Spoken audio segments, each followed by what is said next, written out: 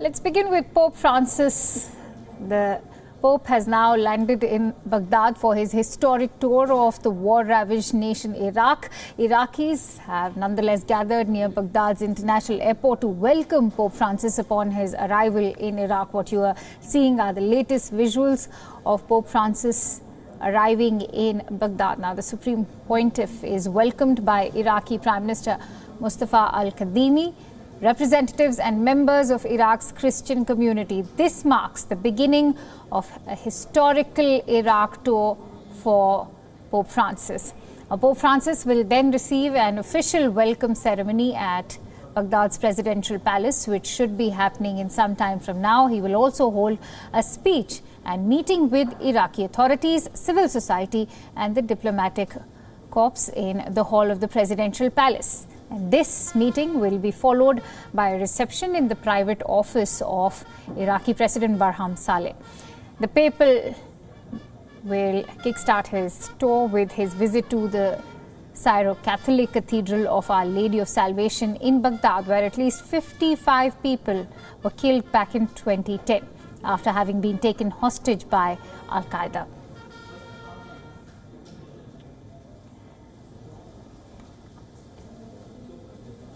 And what you're seeing are the latest shots as Pope Francis arrived in Iraq. He landed in Baghdad just some time ago.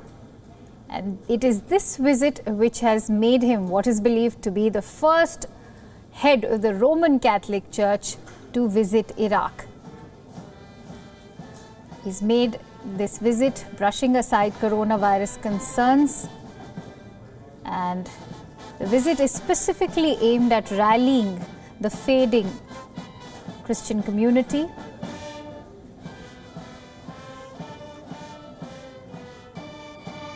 What you can see are visuals of a grand red carpet welcome for the Pontiff at the airport in Baghdad.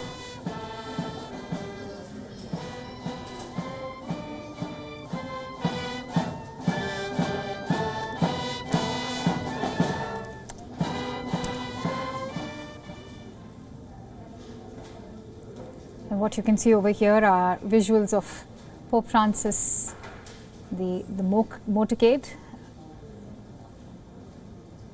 as the Pope has now arrived at the presidential palace, where he will be, of course, greeted by the Iraqi president. As we just told you, the papal visit is kick-starting the tour with the visit to the Syro-Catholic Cathedral of Our Lady of Salvation in Baghdad, where at least 55 people were earlier killed in 2010. Now, as far as the Pope's itinerary is concerned, an official welcome ceremony at Baghdad's presidential palace is what is believed to be the beginning of the tour. He will also hold a speech and meet with Iraqi authorities, civil society members and the diplomatic corps in the hall of the presidential palace. All this will be taking place today. A very crucial day for Pope Francis, traveling to Iraq during the time of the pandemic, and he was welcomed by the Iraqi Prime Minister Mustafa al-Kadhimi at the airport. What you can see are visuals of the motorcade that accompanied Pope Francis. As we told you earlier, it is this visit that makes him the first head of the Roman Catholic Church to visit Iraq. Sir John Paul, the previous Pope or the predecessor of Pope Francis, was not permitted to go to Iraq back in 2010. And Pope Francis's motorcade is now, as you can see, has already left Baghdad's international airport. It has been en route to the presidential palace in the Iraqi capital. In some time from now, Pope will be taking part in the official welcome ceremony at the presidential palace in Baghdad. As you can see, Iraqis are very excited and they have thronged the entire route all the way to the presidential palace only to welcome Pope Francis. And it will be at the presidential palace that Pope Francis will be meeting with authorities, civil society representatives and diplomatic corps in the hall of the presidential palace in Baghdad. He will also be meeting with bishops, priests and seminarians at the Syro-Catholic Cathedral of Our Lady of Salvation in Baghdad. This, of course, involves the particular aim to actually reach out to the Christian community in Iraq.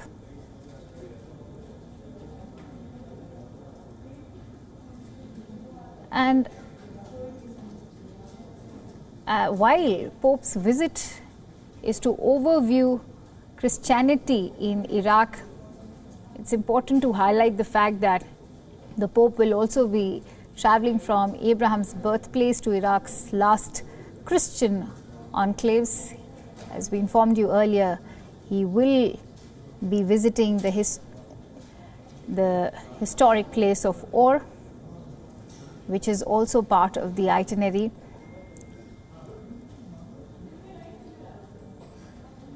All this is happening at a very crucial time when we know that Christianity as a faith is struggling in Iraq. Politically also, we see there has been a lot of tension because this visit arrives at a time when just a few days ago we were made aware of those attacks at Iraqi troops, which were of course backed by US. Having said that, the Pope has clearly put aside those political concerns and made this visit amid the pandemic, making him the first head of the Roman Catholic Church to visit Iraq.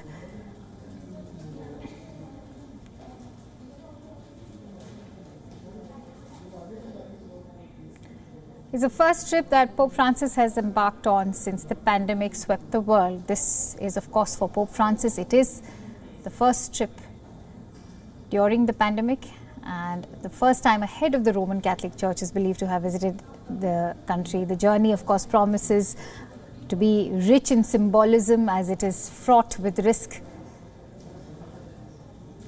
In an area that is known as the cradle of civilization, the modern history of Mesopotamia, now present-day Iraq, it used to be Mesopotamia, has been scarred by lasting hardship, 3 decades of despotic rule, followed by 2 decades of war and a wave of carnage unleashed by the Islamic State. And that is why Pope Francis's visit is deeply symbolic, not only for the entire Christian community, but also for the geopolitics of the region.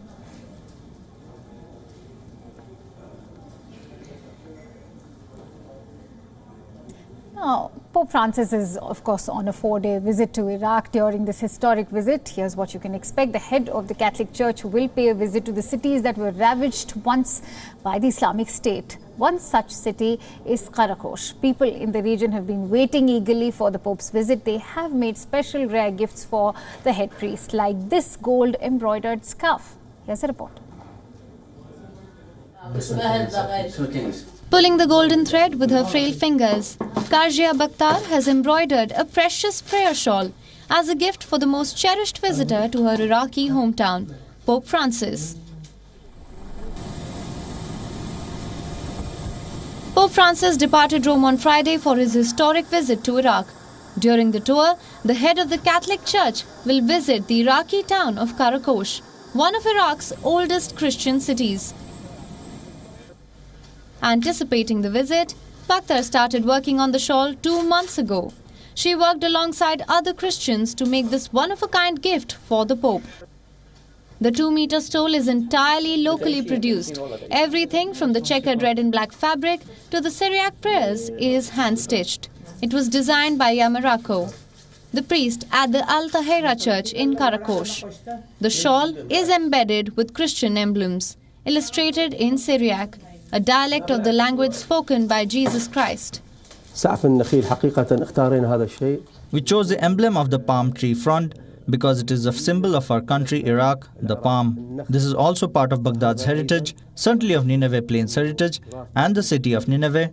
Iraq as a whole is present in this work. والعراق بالكامل هو موجود في هذا العمل. Father Yaakov made sure that the shawl reflected bits of the Iraqi heritage as well. He stitched emblems of date fronds and palm trees, symbols that define the people's and Karakosh's heritage. We embroidered writings.